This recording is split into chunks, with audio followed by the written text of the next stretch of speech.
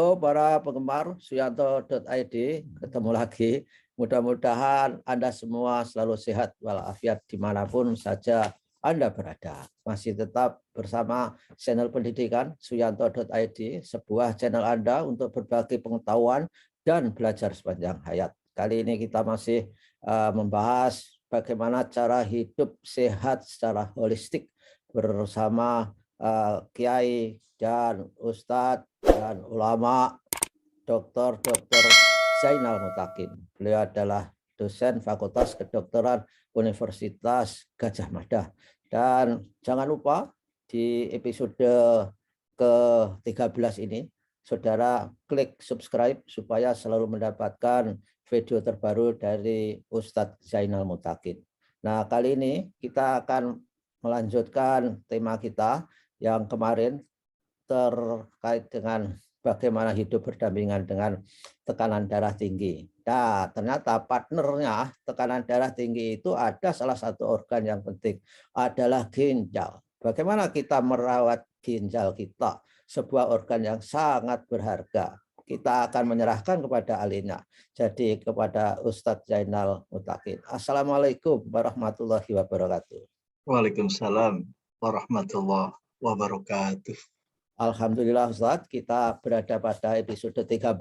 Angka 13 ini banyak yang dihindari oleh kepercayaan-kepercayaan yang sebenarnya tidak betul.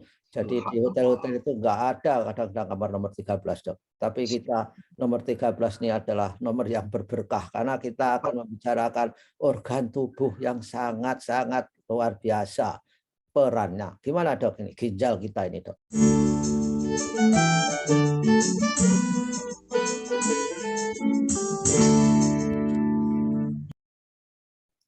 Baik, jadi menarik sebetulnya Prof, masyarakat kita ini pemahamannya tentang ginjal itu sudah bagus ya.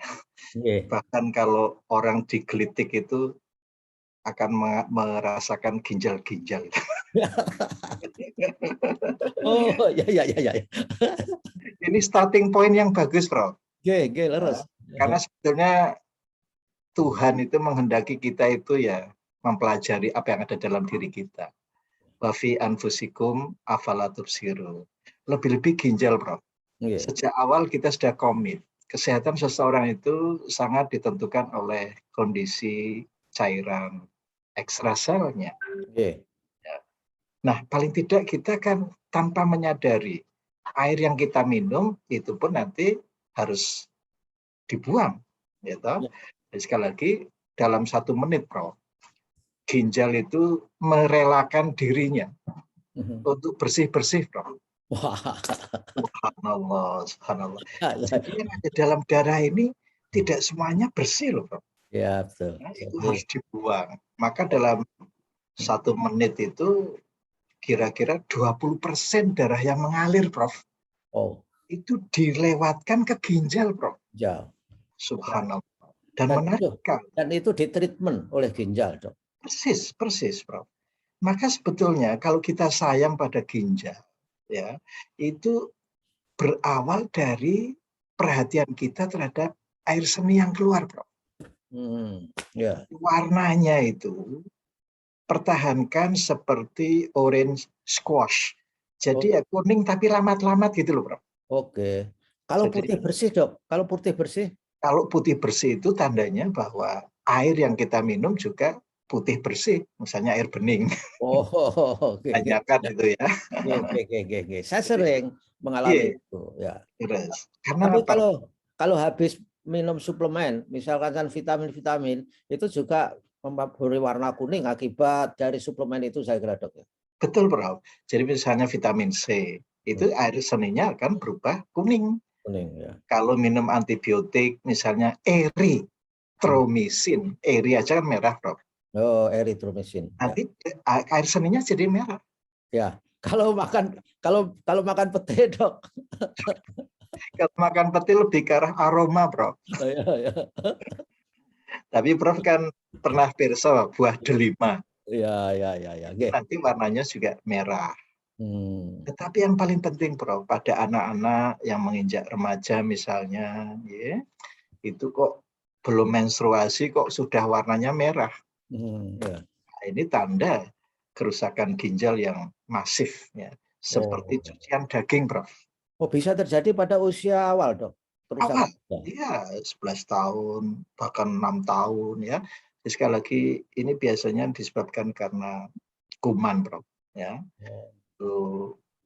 Itu Streptococcus beta hemolyticus, ya. Jadi hati-hati kalau kita sering mengalami pancingan, Prof. Oh, pancingan. Pancingan atau wudunen Oh, atau bisulan, ya. Ini suatu fenomena yang tidak boleh kita anggap ringan. Jadi iya. zaman, minta maaf Prof, zaman Prof saya atau Mas masih, karena itu kan banyak teman-teman yang wudunen atau bisulan. Ya, itu ciri khas penyakit orang hidup sulit, Dok, itu. Betul. Terus Tapi infeksi. kita survive sampai sekarang ini kan satu anugerah, Prof. Anugerah, nggih, leres. Wah, luar biasa. Ya, jadi wudun itu, Prof, bisul Hmm. atau pancingan, Prof. Hmm. Ya, kalau tidak ke jantung tuh ke ginjal, Prof, atau ke persendian. Oh, Itu yang ya. kita namakan rematik gitu ya. Iya, Sekali iya. lagi tubuh sudah memberikan isyarat yang sangat mudah, Luar jadi kita biasa. tidak boleh mengabaikan, gitu. Nah, Jadi yang basic untuk merawat ginjal itu terutama tentu enggak boleh kurang cairan. Lalu persis. kan ada mitos-mitos, Dok. Mitos atau beneran ya? Kurang minum obat, awas ginjalnya kena, awas ginjalnya kena. Itu obat yang seperti apa yang jahat pada ginjal itu, Dok? Jadi sebetulnya, Prof, ini kembali lagi ke masalah racun ya. Obat itu kan racun, Prof. Yeah. Tetapi yang kita ambil manfaatnya yang jauh lebih besar. Nah, Hmm. sehingga racun itu pasti akan keluar lewat Hmm. ginjal. Ya. Untuk membantu pengeluaran itu, lagi-lagi kita perlu berpikir tentang air minum. Jangankan obat, Prof. Iya. Makan protein berlebihan, Prof. Itu Oh, harus dibantu dengan minum yang banyak. iya. Terutama pada atlet-atlet loh, Prof. Ya. Jadi habis makan sate kelatak misalnya, Ya, pas betul. subuh itu harus banyak minum. Leres, Prof. Hmm. Ya. Lebih-lebih kaitannya dengan asam urat, Prof. Wow. Jadi Ada. asam urat ini, Prof, sejarahnya itu karena apa? Karena dia mau keluar, tetapi kok yang ngantar kok enggak ada ya? Ada. Oh, Akhirnya ditimbun di lutut, ya. di sendi-sendi kaki, ya, dan sebagainya itu. Jadi sekali lagi, kita selalu berpikir, kesehatan itu bertumpu pada cairan ekstrasel. Dan Oke. yang paling bertanggung jawab terhadap air ini adalah ginjal, Prof. Ginjal. Jadi minta Termasuk yang ngantar asam urat tadi nggak mau pergi itu karena kekurangan cairan ekstrasel, Dok. persis, Prof. Hmm. Dan itulah sampai hipertensi begitu, Prof. Ya. Wah. Sampai-sampai ada bidang spesialisasi di kedokteran itu penyakit ginjal dan hipertensi. Oh. Jadi Ya. sebetulnya asal-usul itu karena apa? Kita kurang perhatikan Ya. kerja ginjal tadi. Ya. Jadi awalnya dari kurangnya minum, Prof. Minum. Ya, kurangnya minum, maka seperti yang Prof sudah mencatat itu, Ya. ada yang namanya RAA system. Ya. Renin, Angiotensin, aldosteron, aldosterol. RAA, Prof. Ya, Yeah. RAA. Nah, angiotensin ini, Prof, walaupun hanya 50 mikrogram, itu sudah cukup menaikkan tekanan darah itu. Wah. Ya. Tetapi semangatnya adalah supaya aliran darah dipastikan sampai ke otak dan ke jantung. Jadi sudah ada niat yang baik dari tubuh sebetulnya, Prof. Ya. Cuma kita tidak merespon gitu loh. Gitu. Ya. Jadi sekali lagi, Prof, di samping itu ketika tubuh kekurangan air supaya tidak hipotensi, Prof, Ya. dikeluarkan hormon namanya ADH, Hmm. anti diuretik hormon. Hormon. Diuretik itu ada lagi lawannya apa, Dok? Diuretik itu. Diuretik itu kan pengeluaran air seni, Prof. Nah, sini ya. Lawannya ya anti, Prof. Anti diuretik. Oh, oke. Terus ADH. Diuretik. Antidiuretik hormon. Antidiuretik hormon. Yeah. Nah ini gunanya apa, Prof? Supaya produksi air seni itu tidak berlebihan. Oh, tidak berlebihan? Yeah. Jadi misalnya, Prof, pada orang yang sedang tidur, itu ADH-nya aktif, Prof. Supaya kita tidak terbangun-bangun terus gitu loh, Prof. Iya. Yes, betul. Kita tidak bisa tidur nyenyak kalau tidak ada ADH, Prof. Wah, luar biasa ya. Cara menjaga tubuh kita. Oh. Ya kembali lagi, Prof. Ngono ya ngono ning aja kaya ngono. Artinya apa? Tubuh ini kan selalu produksi air seni. Ya. Lalu ginjal itu kapan, Dok? Yang fungsinya merasa terancam sehingga dia juga tidak bisa dalam homeostatis gitu terhadap tubuh kita. Jadi biasanya kita minta maaf, Prof, sudah bisa melihat kakinya bengkak-bengkak. Terus kemudian mukanya, Dok, mukanya bidu-bidu gitu ya. Kalau muka itu kita punya medical term yang khusus. Itu yang namanya moon face. Moon face. Moon face, ya. Jadi bedanya antara dokter dan seniman, Prof. Kalau seniman tuh melihat moon face tuh di wajahmu kulihat bulan. Iya, malah jadi puisi, Dok. Jadi puisi. Padahal kalau dokter melihat semacam ini agak prihatin nih, Pak. Apa yang harus kita bantu gitu, Prof. Moon face itu artinya tidak tirus ya, semakin melebar wajahnya. Kalau bahasa Jawanya itu gembleb, Prof. Gembleb ya gembleb. Jadi nyempluk gitu ya. Ya. Itu adalah bukan karena keindahannya, tetapi karena air yang tertahan berlebihan, Prof. Oh, akibat dari ginjal tidak bekerja dengan baik. Persis. Jadi mohon maaf, Prof. Jadi ginjal itu sebetulnya itu merupakan himpunan pembuluh kapiler, Prof. Jadi seperti bola itu loh, yang isinya itu pembuluh darah dan itu jutaan, Prof. Itu yang namanya glomerulus. Glomerulus. Itu himpunan pembuluh kapiler, Prof. Kecil-kecil. Aduh, enggak kecil lagi, Prof. Harus pakai mikroskop nontonnya, Dok. Prof. Tetapi itu bekerja 24 jam tanpa pamrih, Prof. Nggak usah pakai honor.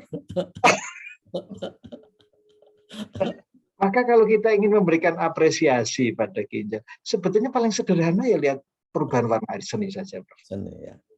Yang kedua, jangan menunggu haus, Prof. Jadi kita harus menyayangi betul kerja ginjal 24 jam itu sangat keras kerjanya, Prof. Tetapi tidak ingin diekspos ya. Di belakang perut itu diselubungi oleh lapisan sehingga untuk melihatnya ya harus pakai USG gitu, Prof. Iya. Kalau sampai ginjal itu kan banyak hal ya, ada yang akibatnya diabetes, ada batu, banyak macam yang mengganggu ginjal, Dok. Gimana terjadinya? Jadi sekali lagi, karena pembuluh darahnya itu sangat lembut, Prof. Dia itu tidak sekedar untuk dilalui darah, tetapi dia juga harus kerja mengeluarkan bahan-bahan yang lewat darah tadi, juga mengambil kembali yang masih diperlukan tubuh. Dinamika yang luar biasa, Prof. Wah, seperti kolam renang saja, Dok, itu untuk sirkulasi air kotor supaya keluar menjadi bersih lagi. Persis, Prof. Ya. Dan minta maaf kok kalau sampai ada yang brojol misalnya, kok ada gula, kok ada protein di air seni. Ini berarti kan isyarat ya bahwa kerja ginjal ini sedikit terganggu lah. Kalau air seni keikutan lemak, tandanya nggak bisa dari warna, Dok. Betul, itu apa ya? Terus tes lab. benda-benda keton itu, kita bisa mengecek sendiri, Prof. Dari bau mulut, Prof. Oke. Ya, bau mulutnya seperti kitek atau Kitek. aseton, kitek. Oh ya, aseton. Ya, ini otomatis bahwa lemak yang dibakar ini cukup banyak, sehingga tidak mustahil kalau keluar lewat ginjal. Itu namanya benda-benda keton. Nah, ini susahnya kalau Prof. Suyanto ketemu orang Banyumas itu. Keton itu kan ketok itu. Tapi faktanya tidak bisa dilihat kok, Prof. Oh ya. Kecuali dengan mikroskop misalnya. Gitu. Wah. Sekali. Kalau jadi batu itu berarti karena juga kurang air sehingga ginjal meredam pekerjaannya sehingga membatu. Gimana, Dok? Iya, betul, Prof. Ini yang paling menarik, Prof. Umumnya orang itu menjudge gara-gara banyak makan sayur bayam, Prof. Oh ya. Dan ya, secara mikroskopis. Dan apa pisang raja katanya. Prof. Banyak mengandung besi gitu. Secara mikroskopis memang terlihat kristal oksalatnya, Prof. Oke, oksalat ya. Dan bayam itu. Tetapi kalau kita mau belajar dari sumber keilmuan, itu tidak ada hubungannya, Prof. Oh. Ya, jadi luar biasa, Prof. Ya, jadi miskonsepsi masyarakat itu luar biasa, malah bayam itu dihindari. Ternyata, dan yang kasihan kan penjual sayur, Prof. Ya, sayur. Nggak bisa bayar SPP. Untungnya enggak seberapa, malah dijauhi kan. Ya. Alasannya ginjal. Bapaknya sakit ginjal, nggak boleh makan bayam. Padahal tibone ayam loh, Prof. Nah. Subhanallah. Salahnya gimana, Dok? Bayam tadi, bahwa itu tidak punya dosa terhadap ginjal. Ya, bayam itu kan dari perlakuannya saja sudah sangat lembut, tuh, Prof. Cara metiknya, cara mencucinya, kalau godoknya pun hati-hati, jangan kebablasan, gitu, Prof. Ya. Itu luar biasa bagus sekali untuk kesehatan. Ya, kalau basa Jawanya ya tibone ayam, Prof. Oh, tibone ayam bayam ya. Saya oh gitu ya. Jadi jangan dimusuhi, itu di textbooks of urologi, Bro, urologi itu pengantarnya itu ya kristal oksalat di daun bayam itu bukan pemicu terjadinya batu. Oh, gitu. Justru ya? Tadi yang disampaikan Prof. Suyanto itu ya kurangnya minum, mungkin sering muntah-muntah, sering diare, itu kan memicu kurangnya air itu. Dan minta maaf, Prof, jangan lupa batu itu terjadi kalau ada intinya, Prof. Nah, intinya itu justru misalnya dari darah yang menggumpal. Oh. Jadi cikal bakal dari batu itu sendiri, Prof. Oh, banyak cara membatunya. Betul. Jadi syaratnya harus ada intinya batu. Ya. Bahkan ada, Prof, suatu saat inti dari batu itu adalah peniti, Prof. Peniti? Iya. Itu inti dari batu. Dan yang kedua rambut, Prof. Rambut? Itu bisa jadi batu. Dok, peniti bagaimana, Dok? Masa peniti masuk ginjal? Nah, ini, Prof. Jadi minta maaf ya. Kadang-kadang kita belum perhatikan anak-anak itu, Prof. Itu masukkan sesuatu ke dalam, ya benda yang tertinggal lah, misalnya waktu operasi gitu kan. Itu kan. Iya. Jadi waktu operasi kadang-kadang lupa meninggalkan sesuatu di situ, jadi bahan pembentukan batu. Oh, ya. Luar biasa, Dok. Jadi begitulah. Jadi sekali lagi, jadi pemicu. Ya, oke lah. Ini saya kira kita harus mengakhiri, Dok. Jadi internetnya kelihatannya ini tidak stabil, Dok. Jadi karena mendung. Ya, tapi ya karena mendung, karena air, karena air. Jadi saya kira message yang utama sudah tersampaikan. Dan jangan sampai ginjal kita itu meradang, ngambek akibat dari tidak kita rawat dengan baik. Saya kira ini adalah merupakan hal yang penting bagi masyarakat, di mana banyak salah persepsi memperlakukan bagaimana berkonsumsi dengan kekhawatiran terhadap ginjalnya, terutama tipe ayam, bayam itu adalah salah persepsi masyarakat. Terima kasih, dokter. Mudah-mudahan kita ketemu lagi 2 minggu yang akan datang, karena dokter minggu yang akan datang akan tausiah di tempat lain. Para pendengar harus sabar sampai berarti sampai tanggal 15 yang akan hadir lagi Ustadz Zainal di hadapan para pemirsa yang terhormat. Terima kasih atas kebersamaannya, dokter. Wassalamualaikum warahmatullahi wabarakatuh. Waalaikumsalam warahmatullahi wabarakatuh.